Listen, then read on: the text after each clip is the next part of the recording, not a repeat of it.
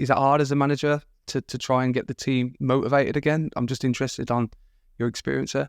Yeah, I mean, it is. I mean, it was the players. It was hard, but I think probably if anybody took it the hardest, I think it was myself.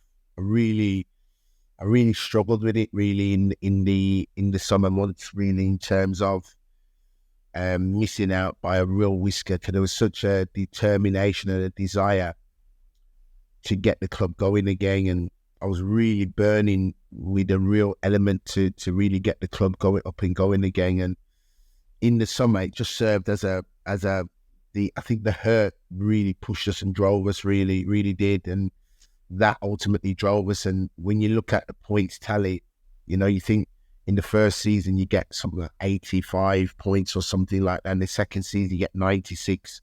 There's a real driven aspect really that, for 2 consistent seasons, we are definitely knocking on the door to want to get back to the championship ways where we felt we belonged as a club. And that's all what I really saw really in terms of that. So the temperament and the desire was always there, and we was driven to do it. So the second season we did, and yet we did it through the playoffs, but there was a real determination and desire. And the first year in the playoffs kind of helped in a way, even though against Peterborough you don't see you're losing 4-0 in the first leg, but the second leg was a huge transformation, and to get that done, it was epic football, and football that dreams are made of really, and to be part of that was extraordinary, but was real. And as I said, we had a group of people there at the time that was there for such a time as this, and we managed to get it done, and that fills me with great joy and real great passion really. And even now when I look back at where the club's at now, it's you have a sense of satisfaction that was certainly a job well done there. Talk to me about that process of being 4-0 down against Peterborough. Talk to me about your management there to try and bring something back, and obviously achieving that.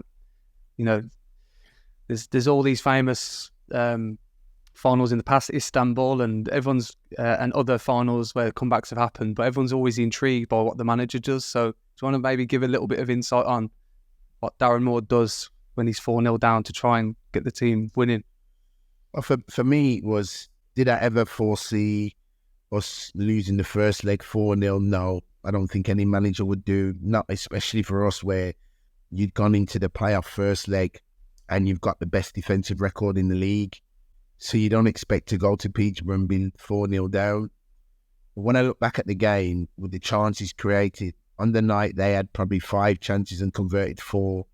We had probably 7 or 8 chances and created nothing with a stonewall penalty.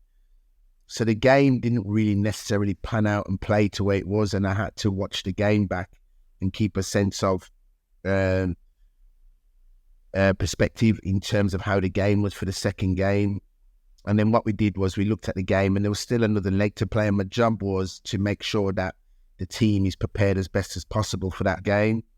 So I had 4 or 5 days to really prepare the team, and that's what I went about and done it. So the first thing first was to get back in the middle of the night and watch the video over probably 3-4 hour block, and just look at it till I think we got back at 1 a.m. in the morning, and I stayed up till 7 a.m.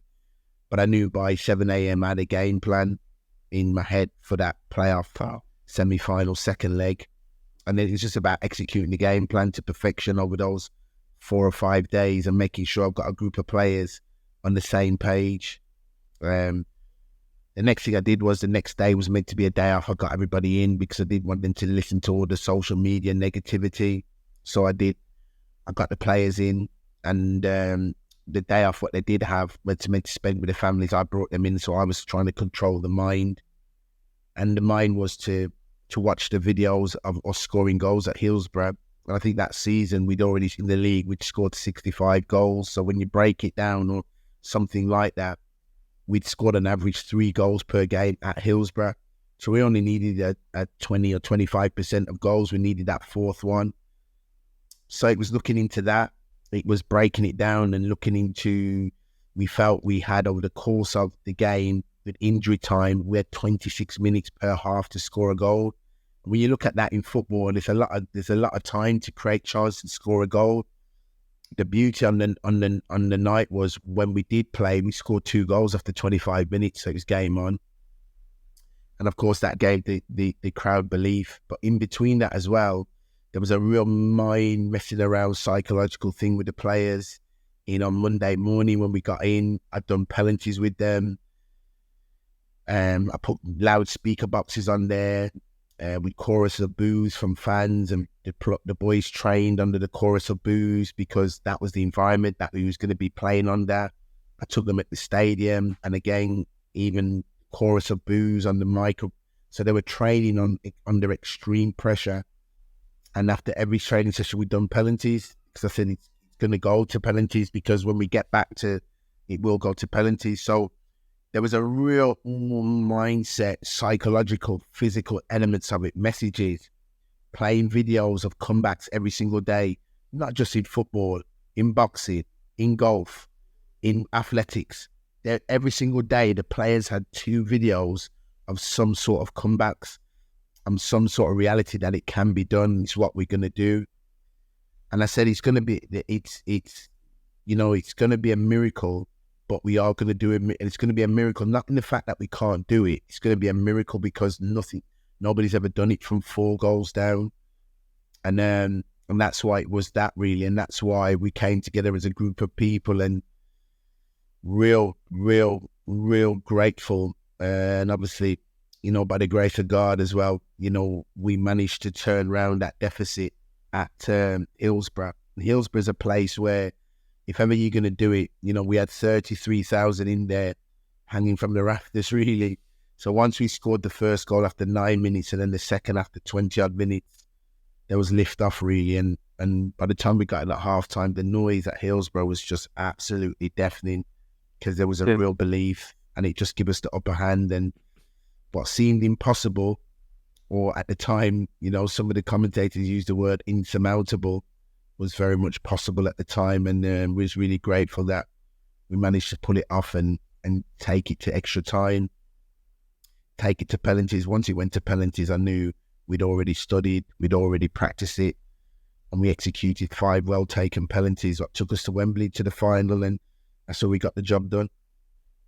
What was your feeling after, the playoffs, getting back to promotion, job done? Was it kind of relief for you? Yeah, relief, job done. Went to the summer, had the summer months, and I just thought, job done. What I was brought to the football club to do was completed. And I at the time where the club was at now, then to where the club's at now, is chalk and cheese, really, in terms of when we took it and when we got it.